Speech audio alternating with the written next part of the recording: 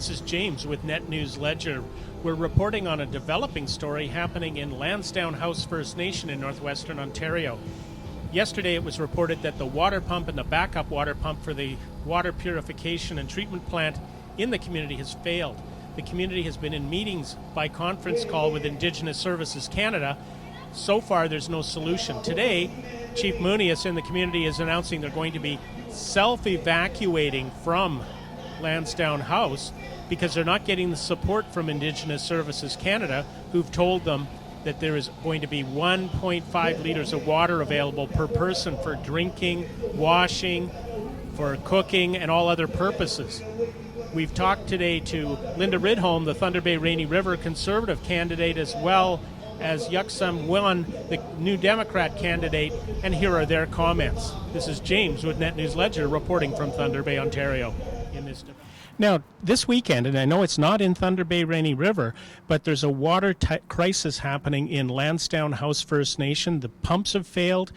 The federal government, the Liberal government, where the Prime Minister says his most important relationship is with Canada's Indigenous people, has offered 1.5 liters of water per person per day. How would you comment to that?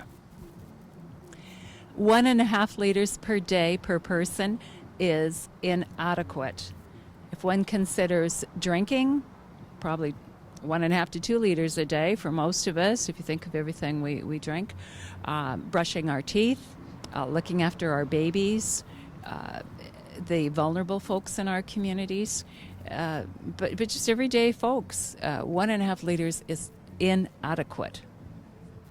Now, I realize that it is not in Thunder Bay Rainy River, but we have a developing crisis right now in Lansdowne House First Nation. The water pump has failed. The backup water pump has failed. The chief has reached out to Indigenous Services Canada for help.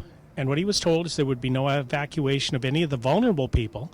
The government has said, hey, no problem, we'll supply 1.5 liters of fresh water a day per person. What does that say about the state of Indigenous relations in Canada, which is an issue in Thunder Bay Rainy River, of course, but across our country? Well, I think what people need to realize is when you're looking at 1.5 liters, that something like the water bottle that I take just to go walking around with me is 1 liter. And that if you're only giving 1.5 liters to do everything that you need to do in a day, that speaks volumes about the disservice and the fact that the government doesn't think that it's important enough to give that resource to people who need it and to get them evacuated and get them to be able to really have the support they need for basic hydration, and being able to bathe and wash and cook and clean.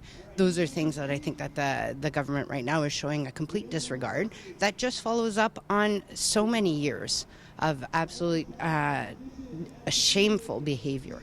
And the fact that they will not step up now, I think is just a foreshadowing of the fact that they'll just continue not stepping up in the future.